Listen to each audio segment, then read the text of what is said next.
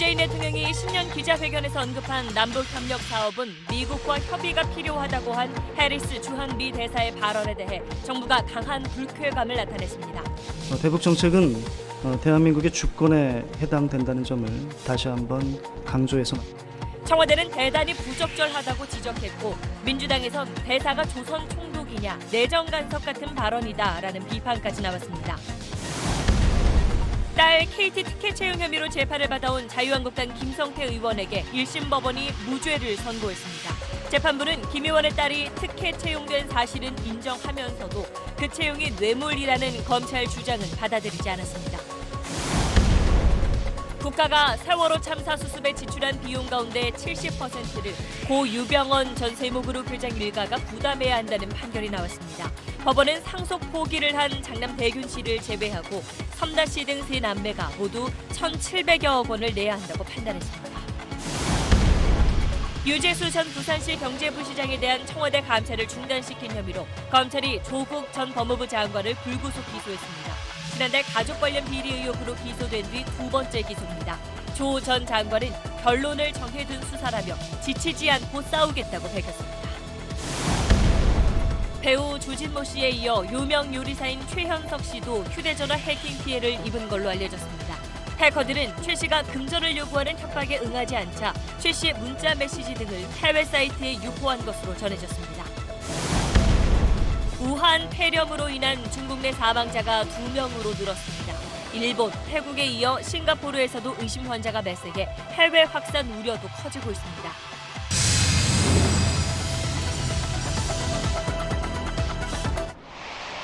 수소 전기차가 도시를 밝히는 시대로 현대 수소전기차. 여러분 안녕하십니까? 정부가 추진하고 있는 북한 개별 관광을 두고 우리와 미국 사이에 신경전이 치열합니다. 미국 국무부에 이어서 주한 미국 대사까지 부정적인 반응을 나타내자 통일부는 오늘 대북 정책은 대한민국의 주권이라고 강조했습니다. 청와대도 주한 미국 대사의 발언은 대단히 부적절하다고 공개 경고했습니다. 오늘 첫 소식 안정식 북한 전문 기자입니다. 해리스 주한 미국 대사가 주재국 대통령 발언에 대해 공개적으로 언급한 부분은 대단히 부적절하다. 청와대가 해리스 대사를 직접 겨냥해 사실상 공개 경고했습니다. 해리스 대사의 어제 외신 간담회 발언 등 최근 언행들을 문제 삼은 겁니다. 해리스 대사는 어제 문 대통령의 대북 낙관주의는 긍정적이지만 낙관론에 따라 움직이는 것은 미국과 협의해야 한다며 대통령을 거론했습니다. 또 제재를 촉발할 수 있는 오해를 피하려면 개별 관광을 한미 워킹그룹에서 다루는 게 낫다며 우리 정부 정책도 노골적으로 견제했습니다. 통일부는 주권까지 거론하며 불쾌감을 표시했습니다. 대북 정책은 대한민국의 주권에 해당된다는 점을 다시 한번 강조해서 말씀드리고자 합니다. 정부가 우방인 미국에 대해 주권까지 거론한 것은 이례적입니다. 개별 관광 카드가 타당한 지 국내외 이견과 논란이 있을 수 있지만 미국 대사가 주재국 정상까지 거론하며 고압적인 발언을 이어가는 것은 도를 넘었다는 경고의 뜻으로 풀이됩니다. 개별 관광에 대한 한미 간 협의는 미국에서 진행되고 있습니다. 미국은 우리가 주권국가로서 내리는 결정에 대해서는 존중한다는 입장입니다. 주권국가 결정을 존중한다고 밝혔지만 개별 관광 지지는 아닌 것으로 보여 한미 간 신경전은 계속될 전망입니다. SBS 안정식입니다. 네, 해리스 주한 미국 대사의 공격적이고 이런 직설적인 말과 행동은 지금까지 여러 차례 결례 논란을 빚어왔습니다. 이걸 두고 오늘 정치권에서는 미국 대사가 조선 총독이냐는 격한 반응까지 나왔습니다. 그동안 쌓여왔던 불만이 터졌다는 분석입니다. 계속해서 김학휘 기자입니다.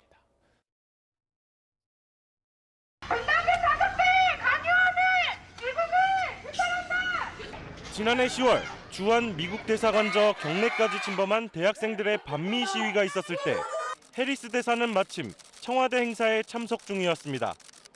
김유근 국가안보실 1차장이 해리스 대사를 찾아가 미안함과 유감의 뜻을 전했는데 해리스 대사는 당신은 미안해야 한다. 그건 당신의 책임이라고 답했다고 한 참석자는 전했습니다. 외교적으로는 있을 수 없는 무례한 응대입니다. 한미 방위비 협상이 한창이던 지난해 11월엔 이해운 국회 정보위원장을 관저에 초청해 한국이 50억 달러를 부담해야 한다는 압박성 발언을 반복했고 제 기억에 한 20번 들은 느낌이다.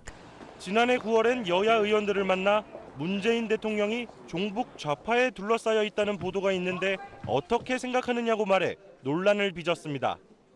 이런 상황에서 어제 발언까지 더해지자 정치권에선 대사가 무슨 조선 총독이냐는 발언을 비롯해 격한 비판이 쏟아졌습니다. 내정 간섭 같은 발언은 동맹관계에도 도움이 되지 않는다는 것을 명심해야 할 것입니다. 군 출신인 해리스 대사의 행보는 특히 리퍼트 전 대사와 비교됩니다. 지난 2015년 3월 불의의 피습 사건을 겪은 뒤 리퍼트 전 대사는 이렇게 말했습니다.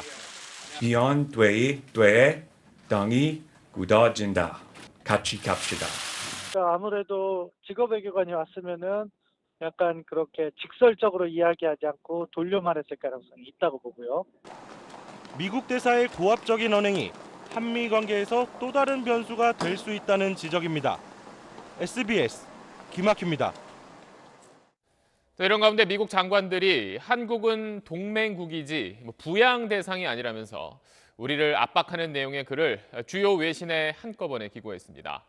주한미군 분담금을 우리 보고 결국 더 내라는 건데 오늘 미국에서 돌아온 우리 협상단은 입장 차이가 여전히 있지만 그래도 조금씩 나아가고 있다고 말했습니다. 이 소식은 김혜영 기자가 취재했습니다. 어제 협상이 끝난 직후 미 국방부는 약간만 더 올리길 기대한다고 했습니다. And we continue to see it, whether it's in the Middle East, whether it's in Europe, whether it's in Asia, that we expect our allies to pick up a little bit more of the burden. 한국의 분담 기준 많이 낮춘 듯한 발언으로도 들리지만 아직은 립 서비스일 뿐입니다. 곧바로 미국 국무 국방장관이 월스트리트 저널에 한국은 부양 대상 아닌 동맹이란 제목의 공동 기고문을 올렸습니다. 미국 도움으로 경제 대국이 된 한국은 방위비 분담금 더 낼 여력 있으니 현재 부담하는 미군 주둔비 3분의 1보다 더 내라고 했습니다. 현재 우리가 내는 1조 389억 원을 미군 주둔비의 3분의 1로 표현한 겁니다. 미국은 지난 연말 5차 서울협의에서 당초 요구액 48억 9천만 달러를 39억 달러, 우리 돈 4조 원 남짓으로 낮춘 상태입니다. 정부 관계자는 이번에 어디까지 좁혀졌는지는 말을 아꼈지만 5차 때보다 진전이 있었다고 말했습니다. 최종적인 합의에 이르는 과정에 있어서의 공감대도 계속적으로 넓어지고 있다고. 정은보 협상대사는 이른바 창의적 대안들을 통해 포괄적 타결로 공감대를 넓히고 있다고 해 조만간 서울에서 열릴 7차 협의의 결과가 주목됩니다. SBS 김혜영입니다. 다음 소식입니다. 딸의 취업을 청탁했다는 혐의로 재판을 받아온 자유한국당 김성태 의원이 1심에서 무죄를 선고받았습니다. 김성태 의원의 딸이 KT에 특혜 채용된 건 맞지만 그걸 뇌물로 보기는 어렵다는 게 재판부의 판단입니다. 먼저 리포트 보시고 취재 기자와 함께 오늘 판결 내용 조금 더 풀어보겠습니다. 이현정 기자입니다. 김성태 의원 딸은 2011년 4월 KT 스포츠단에서 파견 계약직으로 일하다 2013년 1월 KT 신입사원 공채로 정규직이 됐습니다. 검찰은 당시 국회 환경노동위원회 여당 간사였던 김 의원이 이석채 당시 KT 회장의 국정감사 증인 채택을 막아줬고 이 회장이 이에 대한 보답으로 김 의원 딸을 정규직으로 채용했다고 보고 두 사람을 뇌물죄로 기소했습니다. 딸의 정규직 채용을 일종의 뇌물로 본 겁니다. 검찰 수사 결과 김 의원 딸은 서류 전형 등을 건너뛰었고 인성검사 결과 불합격을 받고도 채용되면서 특혜 사실이 드러났습니다. 하지만 오늘 1심 재판부는 두 사람에게 무죄를 선고했습니다.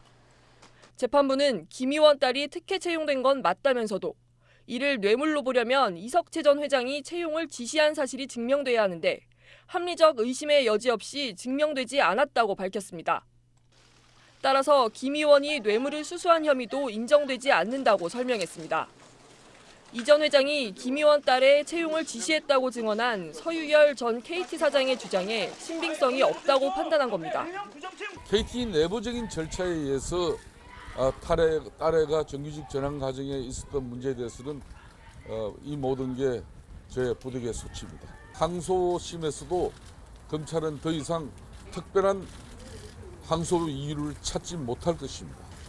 검찰은 판결문을 검토해 항소 여부를 결정하겠다고 밝혔습니다. SBS 이현정입니다. 네, 많은 청춘들의 분노를 자아냈던 채용 비리 의혹이라서 관심이 많았던 사안인데 내용 취재한 이현정 기자와 좀 더 살펴보겠습니다. 정리하면 딸이 특혜 채용되는 건 맞지만 처벌은 못한다는 거잖아요. 재판부가 이렇게 판단한 이유가 뭔가요? 네, 그 뇌물죄라는 게 뇌물을 준 것과 받은 것 다 입증이 돼야 되는데요. 그렇죠. 지금 이 김성태 의원과 이석채 회장은 서로 혐의를 부인하고 있습니다. 근데 이제 검찰이 중요한 증거를 확보한 게 그 KT의 2인자였던 서유열 사장의 증언인데요. 그 서유열 사장이 얘기하기를 2011년에 여의도의 한 일식집에서 네. 우리 세 사람이 모여서 그 저녁을 먹었고 그 자리에서 김 의원이 자신의 딸에 대한 청탁을 했고 이후에 그 이 회장이 자신에게 채용을 지시했다는 겁니다. 근데 이제 재판에서 그 확인을 해보니까요. 서 사장의 카드 사용 내역이 2011년이 아니라 2009년에 그 식당에서 밥을 먹은 걸로 돼 있었거든요. 네. 근데 이제 그때 당시에는 김 의원 딸이 대학생이었기 때문에 채용을 청탁하기가 시기적으로 맞지가 않죠. 그러니까 시기가 이렇게 뒤죽박죽 꼬이다 보니까 재판부는 서 사장의 진술을 믿기 어려워서 뇌물로 보기 어렵다고 판단했습니다. 김성태 의원은 이번 의혹이 처음 나왔을 때부터 이거 뭐 야당 탄압이다 이렇게 반발했었는데 검찰로서는 혐의를 입증하려면 좀 새로운 증거가 필요하겠네요. 네, 그 2018년에 처음 언론 보도를 통해서 이 의혹이 제기가 됐고요. 그 당시에 이제 김성태 의원이 자신이 야당 원내대표이기 때문에 그 탄압을 받는 거라고 굉장히 강하게 반발을 했습니다. 네. 그 이후에 검찰이 기소한 후에는요, 그 눈물을 흘리면서 1인 시위를 나서기도 했었습니다. 하지만 이게 워낙 국회의원 딸이 공기업에 특혜 채용됐다는 것 자체가 사회적 공분이 컸고 또 검찰도 이제 고심 끝에 뇌물죄를 적용해서 기소를 했습니다. 네. 근데 이제 무죄 선고가 났기 때문에 2심에서 검찰은 이제 서 사장의 진술을 더 뒷받침할 수 있는 추가적인 증거를 찾는 데 주력을 할 것으로 보이고요. 네. 오늘 비록 무죄 선고가 났지만 이석채 회장은 이미 1심에서 업무방해 혐의로 1년 유죄 판결을 받았기 때문에 앞으로 이 부분도 더 재판을 지켜봐야 할 것 같습니다. 네, 알겠습니다. 이 내용 취재한 이현정 기자와 이야기해봤습니다. 네, 중앙선거관리위원회가 비례한국당처럼 기존의 정당 앞에 비례라는 단어만 붙인 이름은 쓸 수 없다고 얼마 전에 결정했습니다. 그러자 자유한국당이 비례한국당 대신 미래한국당을 쓰겠다고 했습니다. 자세한 내용 정유식 기자입니다. 비례자유한국당 창당준비위원회는 당명을 미래한국당으로 바꾸겠다고 선관위에 오늘 신고했습니다. 기존 자유한국당 앞에 비례만 앞에 붙인 이름을 선관위가 불허한 지 나흘 만에 나온 대응책입니다. 미래한국당 창당준비위는 선관위의 위헌적 결정에도 불구하고 법을 지키는 공당을 지향하기 때문에 이름을 바꾼 것이라고 설명했습니다. 한국당 핵심 관계자는 비례와 미래가 발음이 엇비슷하다는 점도 고려했다고 SBS 기자에게 털어놨습니다. 김영호 한국당 공천관리위원장은 오늘 황교안 대표와 만났는데 대대적인 물갈이 공천을 예고하면서 공천권에 대해선 이렇게 말했습니다. 정권을 다 주겠다. 황 대표가 저한테 말씀을 하신 겁니다. 정권 없이 어떻게 간섭받으면서 어떻게 일을 하겠습니까, 여러분? 민주당은 1차 전략 공천 지역 15곳을 확정했습니다. 불출마하는 이해찬 대표 지역구인 세종, 역시 불출마하는 현역 장관들의 지역구 등의 새 인물을 공천하겠다는 겁니다. 투명한 공천이 총선 승리 지름길입니다. 모든 예비 후보가 이의를 제기할 수 없는 공천을 하도록 그렇게. 민주당은 모레 10번째 영입 인사를 발표하고 다음 주부터는 총선 출마 후보자 공개 모집을 시작합니다. SBS 정윤식입니다. 네, 얼마 전 전두환 씨가 골프를 치고 또 고급 식당에서 밥 먹는 모습을 폭로했었던 임한솔 정의당 부대표가 오늘 정의당을 탈당해서 총선에 나가겠다고 선언했습니다. 또 대한항공의 이른바 땅콩 회항을 폭로했었던 박창진 씨는 정의당 비례대표 후보 경선에 나섭니다. 이 소식은 박하정 기자입니다. 박창진 대한항공 직원연대 지부장은 정의당 비례대표 후보에 도전하기로 마음먹은 이유를 이렇게 전했습니다. 갑질 119 법 같은 걸 제가 제정하고 싶은 마음이 있는데요. 노동권이 제대로 보장되는 사회야말로 인권이 존중받는 사회로 나갈 수 있다. 다문화 의원 1호로 유명한 이자스민 전 새누리당 의원은 지난해 11월 정의당으로 이적했는데 역시 비례 경선에 나설 계획입니다. 골프를 치고 군사 쿠데타 주역들과 식사를 하는 전두환 씨의 행적을 추적해온 임한솔 부대표는 이들과 반대로 정의당 탈당을 선언했습니다. 총선 출마를 위해서입니다. 임 부대표는 구의원 신분이었는데 정의당에선 현역 선출직 공직자가 다른 선거에 나서려면 당의 허락을 따로 받아야 합니다. 하지만 정의당은 유권자들이 납득하기 어렵다며 불허했고 임 부대표는 그제 구의원직을 사퇴한 뒤 탈당하겠다고 밝힌 겁니다. 5.18 발포 명령의 책임 규명과 또 1,000억 원 넘는 추징금을 환수하기 위한 차명재산을 찾는 일은 기초의원 신분으로서 할 수 있는 권한의 한계를 제가 절감했습니다. 연동형 비례제 도입으로 정의당의 비례 의석이 현재보다 늘 거라는 전망도 나오는데 후보 선출 방식도 관심입니다. 이번 개방형 경선에서 정의당은 비례대표 도전자에게서 기탁금을 7배 더 올려받습니다. 정의당은 또 자신들이 판단하는 비례대표 당선권에 20%는 청년을, 10%는 장애인을 배치하는 방안도 검토하고 있습니다. SBS 박하정입니다. 세월호 참사 직후인 지난 2014년 6월 숨진 채 발견된 유병언 전 세무그룹 회장에게는 아들 2명과 딸 2명이 있습니다. 그동안 자녀들에 대한 수사도 이루어졌는데 큰아들 유대균 씨는 징역형을 선고받은 뒤에 4년 전 만기 출소했고요.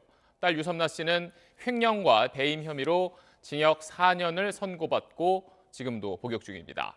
그리고 아직 검찰 소환에 응하지 않은 채 외국에 머물고 있는 유혁기 씨, 그리고 딸인 유상나 씨가 한 명 더 있습니다. 이 자녀 4명 가운데 상속을 포기한 유대균 씨를 뺀 이 3명이 세월호 참사를 수습하며 국가가 썼던 돈의 70%인 1,700억 원을 내야 한다고 오늘 법원이 판결했습니다. 자세한 내용은 이현영 기자가 전하겠습니다.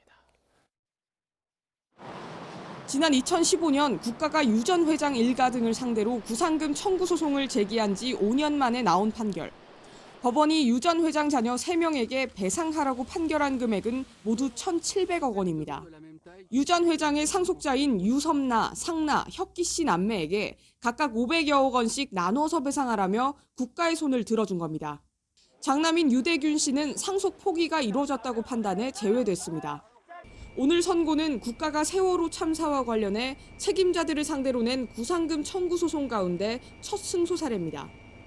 앞서 국가는 세월호 참사를 수습하는 과정에서 지출한 비용을 물어내라며 유 전 회장 자녀들과 세월호 선사인 청해진 해운 주주사 등을 상대로 모두 4,200여억 원을 청구하는 소송을 냈습니다. 재판부는 유 전 회장이 세월호 참사 원인 제공자에 해당한다고 판단했습니다. 세월호가 안전하게 운항되고 있음을 감시하고 감독하여야 할 의무가 있음을 확인하였고 망인이 이를 제대로 이행하지 아니하였기 때문에 배상 책임이 발생한다고. 다만 재판부는 국가가 가진 국민 생명 보호 의무를 모두 전가해선 안 된다며 유 전 회장 측 책임을 70%로 제한했습니다. 이번 소송 외에도 세월호 선장과 선원들, 청해진 해운을 상대로 국가가 낸 여러 건의 소송은 진행 중입니다. SBS 이현영입니다. 배우 주진모 씨에 이어서 유명 CF 최현석 씨도 휴대전화를 해킹당한 걸로 알려졌습니다. 해킹과 협박, 유포 순서에 비슷한 수법이었던 걸로 보이는데 연예계에선 이런 식으로 협박받은 이들이 더 많다는 얘기가 나오고 있습니다. 한지연 기자입니다. TV 예능 프로그램에 출연하며 인기를 얻은 셰프 최현석 씨가 휴대전화 해킹 사건 피해자 중 한 명이라는 의혹이 제기됐습니다. 최 씨는 개인 휴대전화 클라우드에 저장된 영상, 사진, 문자 정보 등이 복제되는 수법으로 불법 해킹 피해를 입었고 이후 금전을 요구하는 협박도 당한 것으로 알려졌습니다. 또 해커들은 문자 메시지 내용을 해외 사이트에 유포하기도 했던 것으로 전해졌습니다. 배우 주진모 씨의 피해 사례와 유사하지만 최 씨의 소속사는 공식 입장을 내놓지 않고 있습니다. 특히 연예계에선 2년 전쯤부터 비슷한 수법의 해킹과 협박을 당하는 일이 잇따르고 있는 것으로 알려졌습니다. 아직 드러나지 않은 사례가 훨씬 더 많을 수 있다는 겁니다. 좋은 이미지로만 이렇게 대체로 포장돼서 보여지기 때문에 전혀 다른 이미지가 나왔을 때는 그 충격이 훨씬 크게 다가갈 수 있다는 거죠. 해커들의 어떤 타깃이 될 수 있는 그런 부분들이 분명히 있다고 보입니다. 경찰은 수사가 진행 중이어서 유명인들의 잇단 해킹 피해 사건이 동일 해커 조직의 소행인지는 확인해 줄 수 없다고 밝혔습니다. SBS 한지연입니다. 중국에서 우한 폐렴, 신종 코로나 바이러스로 60대 남성이 숨지면서 사망자가 2명으로 늘었습니다. 중국 당국은 이 사실을 이틀이 다 돼서야 공개했고 감염 경로도 밝히지 않았습니다. 베이징 정성엽 특파원이 보도합니다. 우한시 위생당국은 신종 코로나 바이러스로 69살 슝모 씨가 숨졌다고 밝혔습니다. 지난 9일 숨진 61살 남성에 이어 두 번째 사망자입니다. 지난달 31일 발열 증세를 보인 슝 씨는 증세가 악화돼 지난 4일 병원에 입원했지만 발병 보름 만에 숨졌습니다. 입원 당시 슝 씨는 이미 심장 근육에 염증이 심했고 일부 장기가 손상된 걸로 알려졌습니다. 슝 씨가 숨진 시각은 그제 새벽 0시 45분. 하지만 당국은 47시간이 지난 어젯밤 자정이 다 돼서야 사망 사실을 전했습니다. 또 슝 씨가 폐렴 진원지로 지목된 우한시 수산시장을 방문했는지 기존 병력이 있었는지 등을 공개하지 않았습니다. 신종 코로나 바이러스의 사람 간 전파 가능성이 제기된 상황에서 중국 당국이 공포감 확산을 차단하려고 정보 공개를 최소화하는 것으로 풀이됩니다. 2명이 숨지고 5명이 위중한 상태인 중국에선 추가 확진 환자가 발생하지 않고 있지만 중국 주변국에선 폐렴 환자가 늘고 있습니다. 태국에선 우한에서 온 74살 중국 여성이 우한 폐렴으로 확인돼 두 번째 확진 환자가 발생했습니다. 태국 당국은 다만 바이러스가 태국 내에서 확산한 건 아니라고 밝혔습니다. 싱가포르에서도 우한시를 다녀온 69살 남성을 폐렴 의심 환자로 격리했다고 현지 언론이 전했습니다. 베이징에서 SBS 정성엽입니다. 지난해 11월 한국 마사회의 부조리한 운영을 비판하며 고 문중원 기수가 세상을 떠나고 50일이 지났습니다. 유족들은 진상규명과 책임자 처벌을 요구하면서 아직 장례를 치르지 않고 있는데요. 오늘 청와대 방면을 향해 오체투지 행진을 시작했습니다. 전현남 기자가 보도합니다.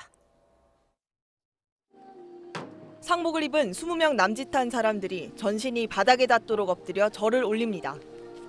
고 문중원 기수가 마사회 부조리를 고발하는 유서를 남기고 극단적 선택을 한 지 벌써 50일째. 책임자 처벌과 대책 마련 없이 고인을 떠나보낼 수 없다며 장례를 치르지 않고 있는 유족과 대책위원회가 오체투지 행진을 시작한 겁니다. 오늘 죽이고 다음 날 죽이고 매일매일 남편을 죽여왔습니다. 바뀌지 않으면 또 죽습니다. 죽음의 경주를 멈추게 할 것입니다.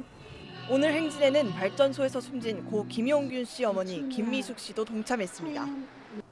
이들은 문 기수가 극단적인 선택을 한 배경이 된 경마업계 부조리를 개선할 대책을 요구하고 있습니다. 말을 훈련시키는데 반드시 필요한 마방 배정에 마사회가 영향력을 행사하고 있고 말을 사육 관리하는 조교사의 불합리한 지시에도 기수들은 따를 수밖에 없다며 이런 부당한 환경을 바꿔야 한다고 주장했습니다. 오체투지 행진은 마사회에서 출발해 26km 떨어진 청와대 앞에 도착할 때까지 4박 5일간 이어질 예정입니다. SBS 전연남입니다. 삼성전자 이재용 부회장에 대한 국정농단 뇌물 파기환송심 4번째 재판이 오늘 열렸습니다. 재판부는 삼성이 최근 꾸리기로 한 준법감시위가 잘 운영되는지를 살펴서 양형 기준에 반영할 수 있다는 뜻을 밝혔습니다. 원종진 기자입니다. 이재용 부회장이 오늘 준법 경영안을 들고 법원에 출석했습니다. 경영안엔 김지형 전 대법관이 위원장을 맡은 준법감시위원회를 설치한다는 내용이 담겼습니다. 그러면서도 경영권 승계 과정을 수사하고 있는 검찰이 준법감시위원회에 관련 자료를 제출하라고 요구한 것에 대해선 아무런 답을 하지 않았습니다. 준법감시위에 승계 관련 자료 제출하셨나요? 재판부는 준법감시위가 제대로 운영되는지 철저히 점검하겠다며 위원회 운영이 양형 기준에 반영될 수 있다는 뜻을 내비쳤습니다. 이에 대해 특검은 준법감시제도 수립이 이번 사건에 어떤 영향이 있는지 모르겠다며 즉각 반발했습니다.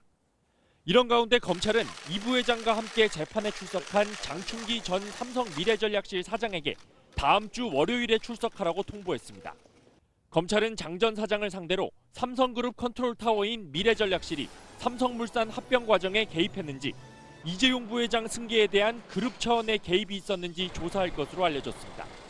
장충기 전 사장에 이어 그룹 2인자로 불렸던 최지성 전 미래전략실장과 이재용 부회장도 설 연휴를 전후해 소환될 것으로 보입니다. SBS 원종진입니다.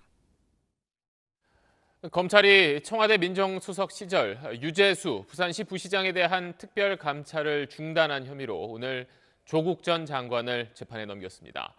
이런 가운데 조 전 장관은 다음 학기 서울대 로스쿨에서 사법기관의 과도한 수사를 절제해야 한다는 내용을 강의하겠다는 계획을 밝혔습니다. 먼저 강청원 기자입니다.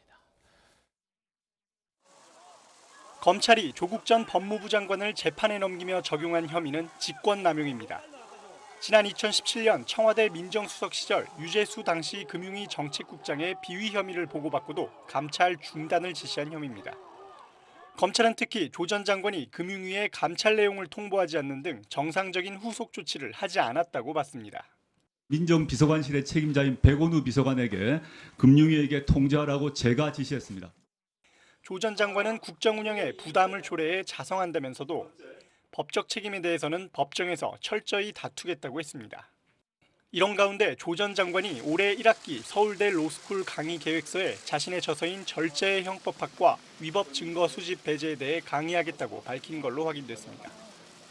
검찰 수사와 과도한 법 적용을 비판적으로 다룬 절제의 형법학 서문에는 형법은 칼이다, 조심스럽고 섬세하게 사용되어야지 망나니의 칼처럼 휘둘러져선 안 된다는 내용이 담겼습니다. 서울대 측은 교수 직위해제 등을 검토할 수 있도록 추가 자료를 검찰에 요청한 상태라고 밝혔습니다. 다만 직위해제 여부가 결정되지 않는다면 예정대로 1학기 강의는 개설된다고 덧붙였습니다. SBS 강청원입니다. 자, 그런데 검찰 조사 과정에서 조국 전 장관 가족의 인권이 침해됐으니까 그걸 국가인권위원회가 조사해달라는 청와대 청원이 얼마 전에 올라왔었습니다. 그래서 청와대가 인권위에 답변을 요청하는 공문을 보냈었는데 그걸 두고 최근 논란이 커지고 있습니다. 먼저 지금까지 상황을 정반석 기자가 정리했습니다. 청와대는 조국 전 장관 가족 인권 침해를 조사해달란 국민청원이 20만 명 넘게 동의를 받자 지난 13일 공식 입장을 발표했습니다. 위 청원 내용이 인권 침해에 관한 사안으로 판단되면 조사에 착수할 수 있다고 전해왔습니다. 앞서 청와대는 7일 인권위에 국민청원에 대한 답변을 요청하는 공문을 보내면서 인권위원장의 답변을 요구했습니다. 다음 날 인권위가 실명 글이 아닌 청원은 접수할 수 없다는 등의 이유를 들어 답변 요청을 거부했는데 청와대는 9일 국민청원을 인권위로 이첩한다는 공문을 또다시 보냈습니다. 나흘 뒤 이 공문을 실수로 보낸 거라며 폐기를 요청했지만 독립기관인 인권위 업무에 청와대가 부당하게 관여한 것으로 비칠 수 있다는 비판이 제기됐습니다. 특히 청와대와 인권위 사이 오간 공문 어디에서도 인권위가 조사에 착수하겠다는 명시적인 의사표시가 없었는데도 인권위가 곧 조사에 착수할 것처럼 발표해 오해를 키웠다는 겁니다. 행정부가 아닌 곳에 행정부로 청원된 것에 대한 답변 책임을 넘기는 거는 뭔가 독립기구로서 존중하지 않는 거라고 생각을 하고요. 논란이 커지자 처음 청원을 낸 은우군 광주대 교수는 오늘 인권위에 실명으로 진정서를 제출했습니다. 인권위는 내부 논의를 거쳐 조사 착수 여부를 결정할 예정입니다. SBS 정반석입니다. 자, 이렇게 파장이 커지자 청와대는 국가인권위원회와 주고받았던 그 공문 내용을 공개했습니다. 인권위에 국민청원에 대한 답변 여부를 물어봤을 뿐 조사를 요구하진 않았다고 밝혔습니다. 청와대의 설명은 김정윤 기자가 정리했습니다. 청와대는 지난 7일 국가인권위원회에 보낸 답변 협조 공문에서 국가인권위원장이 직접 답을 해달라고 했던 건 아니고 기관장이 일괄 설명할지 서면 답변할지 기관이 자체적으로 답할지 세 가지를 열거했다고 설명했습니다. 해당 양식은 인권위뿐 아니라 다른 정부 부처나 기관에 청원 답변을 문의할 때도 똑같다는 겁니다. 청와대 관계자는 인권위가 다음 날인 8일 이렇게 회신해 왔다고 전했습니다. 청원이 인권위로 이첩될 경우 진정사건 처리 절차에 따라 조사할 수 있다. 다만 익명으로 제출되면 각하함으로 실명 확인이 필요하고 진정인의 연락처도 알려달라고 했다는 겁니다. 인권위는 독립기관이므로 답변하는 게 부적절하다와 같은 말은 없었고 또 조사하라고 요청하지도 않았는데 회신해서 인권위가 먼저 이첩과 조사를 언급했다고 이 관계자는 밝혔습니다. 청원인들의 실명을 모르는 상황에서 결국 이첩 불가로 내부 결론이 났고 인권위가 보내온 회신 내용에 맞춰 지난 9일 청원에 대한 답변 영상물을 사전 녹화했다고 전했습니다. 청와대 설명을 요약하자면 정치적 의도는 전혀 없는 해프닝이라는 건데 문재인 대통령이 마음의 빚을 졌다고까지 언급한 조국 전 장관에 관한 사안이어서 문제의 답변 영상물 제작 과정에서 뭔가 다른 의지가 작용한 것은 아닌지 의문은 남아 있습니다. SBS 김정윤입니다. 이번 사안에 대해서 인권단체들은 청와대가 인권위에 의견을 물어본 것 자체가 문제라면서 반발하고 있습니다. 그제 15개, 오늘은 50개가 넘는 인권단체들이 공동으로 성명을 내고 청와대에 사과를 요구하고 있습니다. 이 소식은 안희재 기자입니다. 인권단체들은 청와대의 의도와 상관없이 국민청원을 인권위로 넘겨 의견을 물은 것 자체가 인권위의 독립성을 훼손할 여지가 있다며 반발하고 있습니다. 입법, 사법, 행정부의 간섭을 받지 않도록 규정된 독립기구란 위상을 간과했던 겁니다. 단체들은 입장문을 내고 논란이 벌어진 모든 과정에서 인권위의 독립성에 대한 인식이 보이지 않는다며 이번 논란 그 자체가 인권위의 독립성 침해라 비판받아 마땅하다고 주장했습니다. 단체들은 앞서 비서실장 명의로 공문을 발송해 단순 전달이 아닌 지시로 보이도록 조치했다고 꼬집기도 했습니다. 실수로 벌어진 일이란 청와대 해명이 의혹에 불을 붙이면서 논란을 키웠다고도 지적했습니다. 청와대가 그런 인권위의 독립성 문제에 대해서 충분히 고려하지 않았던 부분들, 청와대 스스로가 의혹을 키우고 자초한 부분이 있어서 늦더라도 더 이제 명확하게 충분히 해명하고. 인권단체들은 청와대의 부적절한 행동에 문제 제기하지 않는 인권위의 소극적인 태도를 비판하면서 동시에 청와대의 책임 있는 사과를 요구했습니다. SBS 안희재입니다. 부산의 한 주택에서 불이 나 단칸방에 혼자 살던 60대 남성이 숨졌습니다. 중증 장애인이어서 응급 상황을 감지해 관공서에 연결하는 서비스를 받게 돼 있었는데 어쩐 일인지 집에 감지 장치가 없었습니다. KNN 탁지은 기자가 취재했습니다. 집안 벽면이 검게 그을리고 쌓여있던 집기류는 모두 타버렸습니다. 오늘 새벽 5시쯤 부산의 한 주택에서 불이 났습니다. 집안에선 다리에 장애가 있던 68살 A씨가 숨진 채 발견됐습니다. 숨진 A씨는 월남전에 참전에 다친 국가유공자로 중증 장애인이었습니다.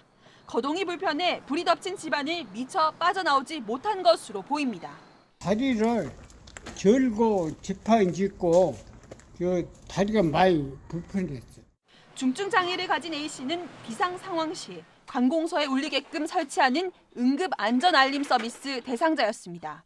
60대 남성이 살았던 주택 앞입니다. 상위 군인이었던 남성의 집에는 응급 안전 장치가 전혀 없었습니다. 인근 다른 주택들의 응급 안전 알림 장치가 설치된 것과는 딴판입니다.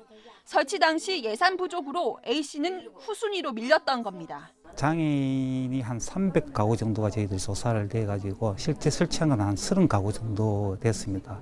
그 당시 조사 당시에 이분은 조금 활동성이 있다 보니까 올해야 다시 예산이 배정됐지만 뒤늦은 복지 정책 때문에 또 한 명의 안타까운 희생이 나왔습니다. KNN 탁진입니다.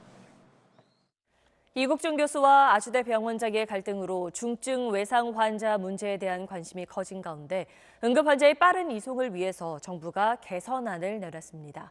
하지만 지금까지의 대책과 큰 차이가 없다는 지적이 나옵니다. 남주현 기자입니다. 이틀 전 뇌출혈 수술을 받은 70살 환자입니다. 자정 무렵 이상이 발견돼 곧바로 가까운 대학병원에 갔지만 중환자실이 없어서 결국 다른 권역 응급의료센터로 이송됐습니다. 5시간 만에야 수술을 받고 중환자실에서 회복 중입니다. 만약에 그게 중환자실이 있었다면 거기서 바로 수술을 했다면 아무래도 환자의 예후나 성적이 더 좋지 않을까 그런 생각이 있기 때문에 중증 응급 환자가 적정 시간 안에 제대로 된 치료를 받은 비율은 절반에 불과합니다. 나머지 절반은 처음 간 응급실에 수술할 의료진이 없거나 중환자실에 자리가 없어서 다른 병원으로 이동하느라 시간을 허비했다는 얘기입니다. 보건복지부는 적정 시간 안에 치료받는 환자의 비율을 내후년까지 60%로 끌어올리겠다고 밝혔습니다.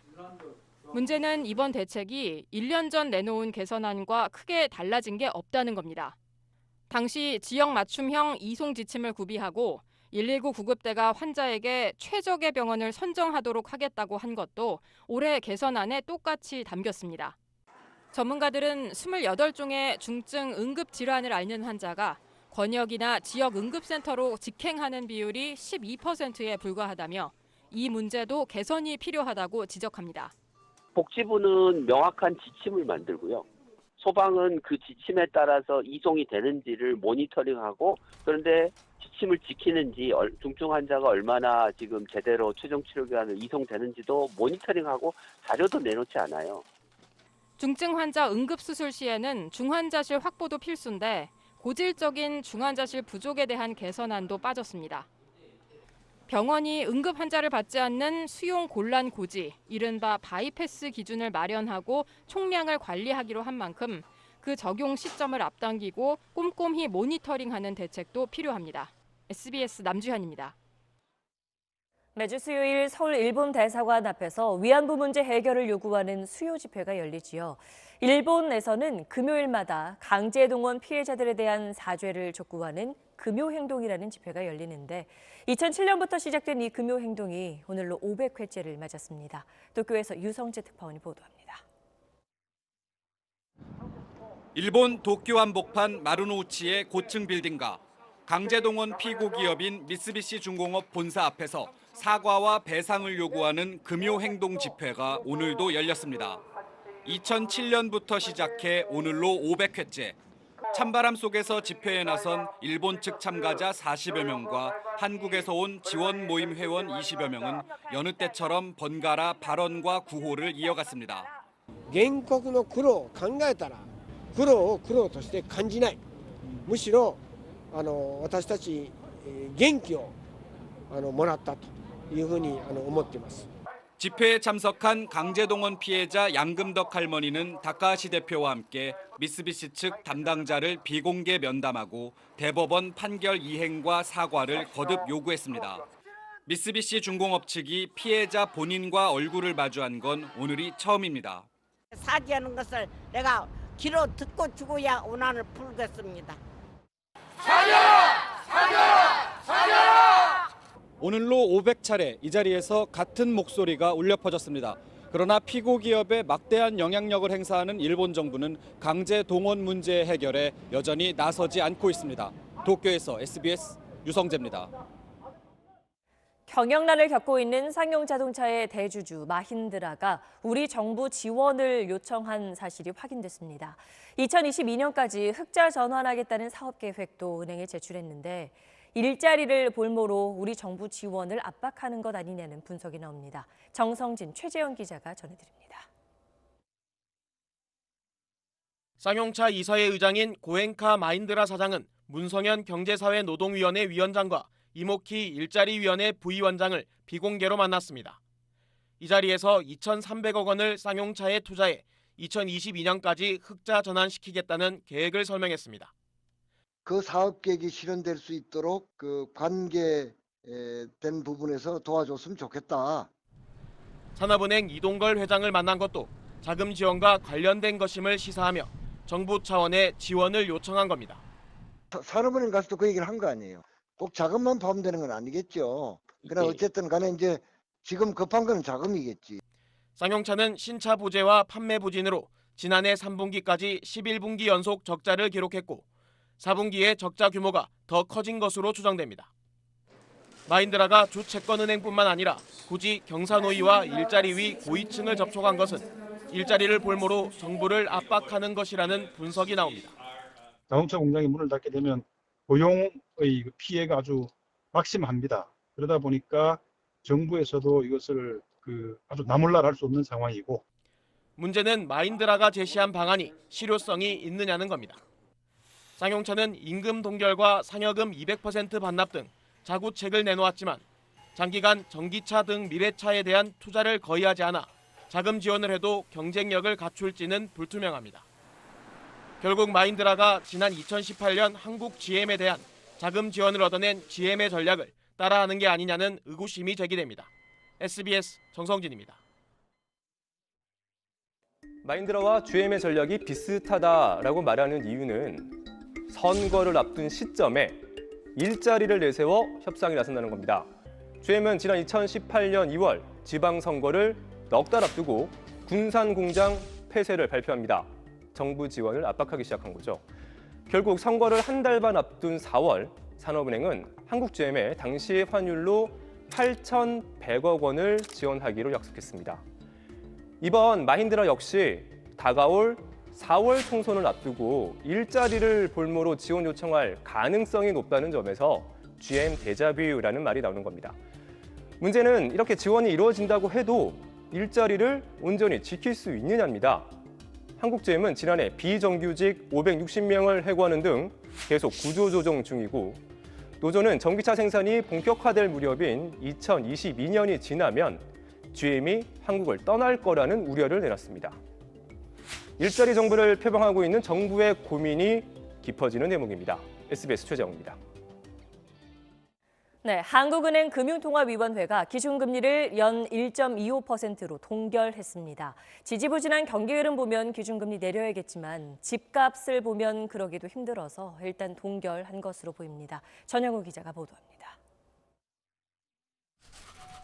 기준금리는 동결됐지만 금융통화위원 7명 중 2명은 0.25%포인트 인하를 주장했습니다.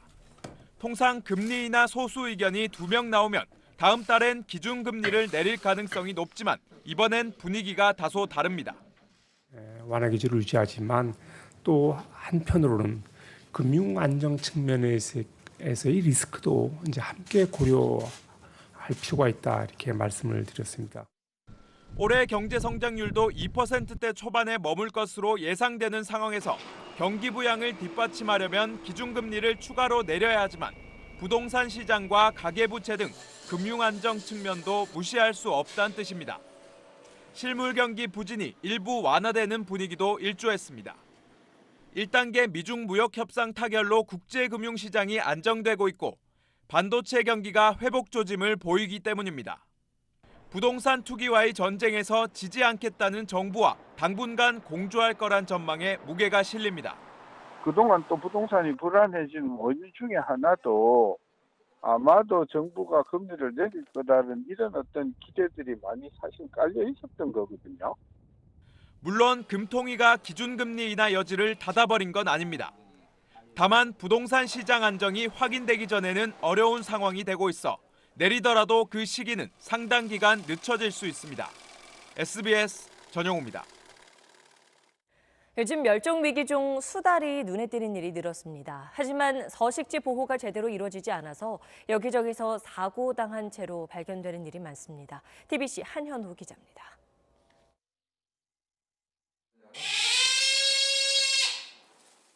태어난 지 1년이 안 된 새끼 수달이 밥을 달라고 보챕니다.